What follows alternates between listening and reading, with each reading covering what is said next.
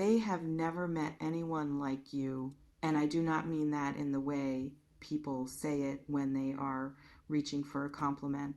I mean it in the specific, literal, experiential sense of someone who has moved through their life encountering a particular range of people and who has now encountered something outside that range and does not yet have the framework to process what they are experiencing.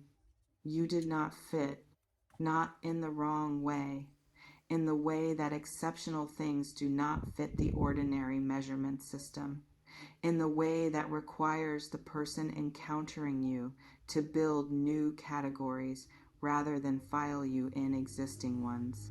They have been building categories for you since the first moment you registered in their awareness, and they are nowhere close to finished. I want to begin with what this younger person is experiencing because the title names the obsession, and the obsession is real, and I want to describe it accurately rather than superficially. It is not what they expected. Whatever they expected from an encounter or a connection with someone of your generation, with your specific relationship to time and experience and the particular qualities that those things produce in a person, it was not this. They had a picture built from whatever limited reference points were available to them. A picture that probably contained some version of a comfortable, slightly predictable quality of engagement, of a person who had arrived somewhere stable and whose stability came with a certain flatness, whose wisdom was present, but whose fire had been banked to something more manageable. They encountered instead someone whose fire has not been banked, someone whose depth accumulated across significantly more time than they have been alive to accumulate things comes without the dimming they associated with depth, without the heaviness they expected from someone who has been through what you have been through, without the protective distance that years of experience sometimes deposits around a person like armor they never take off. You are not armored. You are open, specifically, deliberately, consciously open in a way that requires more courage from someone who has lived long enough to know what openness costs than it requires from someone who has not yet learned to be afraid of it. That combination, the depth without the dimming, the wisdom without the withdrawal, the full aliveness of someone who has chosen to remain fully alive despite everything that could have justified a quieter, more defended life, is what they walked into. And they have not recovered. Let me describe what I am seeing in the image that came through for this reading. Someone standing slightly too close. Not physically necessarily, energetically.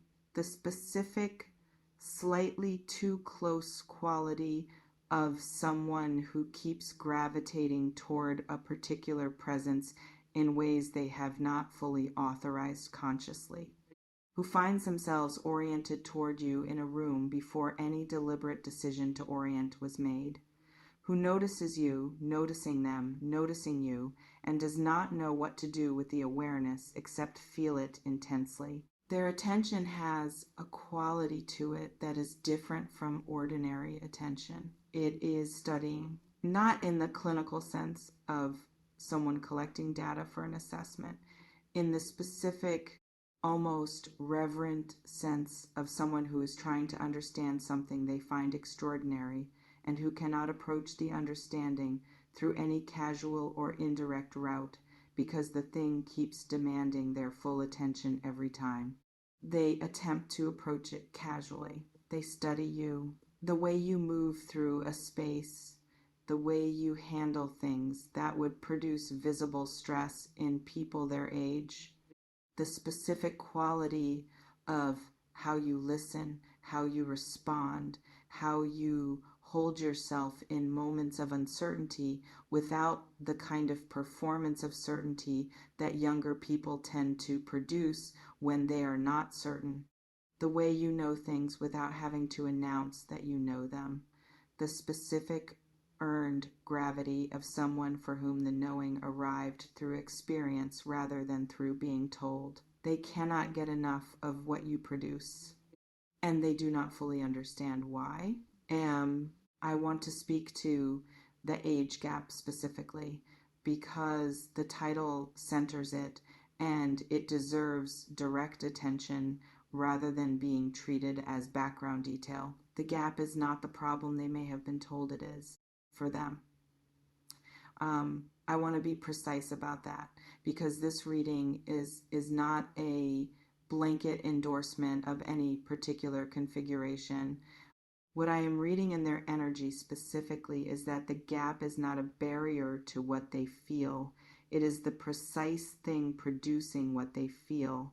The gap is the mechanism, not the obstacle. Here is what I mean. They are at a point in their life where they are in the process of figuring out what it means to be a full human being, what it means to have something to offer that goes beyond surface qualities, what it means to be genuinely interesting rather than simply appealing, what it means to have a relationship with your own interiority that is developed enough to produce actual connection rather than the performance of connection. They are working on this. And then they encounter someone for whom this work is not work anymore, for whom the interior is rich and settled and accessible because the development of it happened across time they have not yet had, whose specific qualities, the ease with themselves, the depth of perspective, the particular quality of presence that comes from having processed real things and arrived at real conclusions, are what the work they are doing is in the direction of. You are the destination of a journey they are in the middle of. They are not confused about that. They are arrested by it. They are not confused about that. They are arrested by it. I want to stay with this for a moment because I think the specific quality of being arrested by something deserves its own examination. Arrested is different from attracted. Attraction produces a response that has forward motion in it, a pull toward something, a desire that organizes itself around closing a distance. Attraction wants to move. Being arrested produces something different, a stopping, a specific, almost involuntary stillness in the face of something that exceeds your current capacity to simply approach and engage with. The specific experience of encountering something that is more than you were prepared for and that requires you to pause before you can figure out what to do next. They paused. They have been paused since. Not frozen, not unable to function or to continue their ordinary life, but operating with a portion of their attention perpetually allocated to the thing that arrested them, running a background process continuously that keeps returning to you, to the question of you, to the specific unresolved puzzle of what you are and what to do with the response to you that they did not choose and cannot dismiss. That background process has been running since they first encountered you. It has not slowed. I want to speak to what you produce in them that they cannot name, because the obsession is real, but the language for it is not yet available to them. They feel something they do not have precise words for, and the absence of precise words is not because the feeling is unclear. It is because the feeling is more specific than their available vocabulary, because the thing they are experiencing is being generated by qualities they have not yet fully encountered in anyone else, and therefore have not needed precise language for. Let me provide that language. You produce in them the specific experience of being around someone who is entirely comfortable in their own skin in a way that does not require the validation of external approval to sustain itself, who does not shift or adjust based on the energy of the room or the preferences of whoever they are with, who brings the same essential self to every context without the constant, exhausting self-modification that people their age are still doing almost continuously. That stillness, that specific self-possession is extraordinary to someone who has not achieved it and who recognizes it as the thing they are working toward. It is magnetic in a way that conventional attractiveness is not. Conventional attractiveness produces a response that can be managed, that can be reasoned with, that responds to practical considerations like timing and suitability and the various forms of good sense that people apply to their impulses. What you produce does not respond to reason in the same way. It gets louder when they try to quiet it. It returns when they redirect it. It is, in the most accurate sense of the word, an obsession, not the unhealthy kind built on projection and fantasy. The specific, legitimate kind built on genuine recognition of something real in another person that exceeds what was previously understood to be possible. There is an image I want to describe because it captures something about the dynamic that the words have been approaching but not quite landing on. Two people in a conversation, on the surface, an ordinary conversation, words being exchanged, topics being covered, the social mechanics of two people interacting, functioning as they normally function, and underneath the surface, something entirely different. One of them is entirely present. The other is simultaneously present and stunned. Not visibly stunned. The specific internal quality of someone who is tracking the conversation and participating in it while a parallel process runs underneath that is simply registering, absorbing, taking careful, almost involuntary note of every quality of the exchange that distinguishes it from every other conversation they have had. The cadence, the substance, the specific way you engage with ideas, turning them over rather than simply deploying them. The quality of your humor, which has an edge of actual observation in it rather than the performed edge of someone who learned that wit is attractive and is now applying the lesson. The way you make them feel heard in a way that is specific and real rather than the performed hearing of someone who has been told that listening is important. All of it landing. All of it filing itself away in the part of them that is building the increasingly elaborate architecture of why this person is unlike anyone they have encountered. They go home and think about you, not as a decision, as a reflex. Tell me in the comments if this is someone specific in your life right now, if a face arrived as you read this, if the description of how they engage with you, the quality of their attention, the way they study rather than simply observe, matches something you have been noticing. I want to know if this reading is landing where I think it is landing. I want to speak to something about you that I think is the most important piece of this reading, and that has nothing to do with them. You have kept something through everything you have navigated, through whatever the years have contained, through whatever chapters required things of you that the chapters of someone younger have not yet required, through the things that could have justified a smaller, more protected, more defended version of living. You kept the aliveness, the specific quality of being genuinely present in your own experience, of finding things actually interesting rather than performing interest, of having access to wonder in the middle of a life that has had enough weight in it that wonder would have been the first thing to go if you had let it. You did not let it.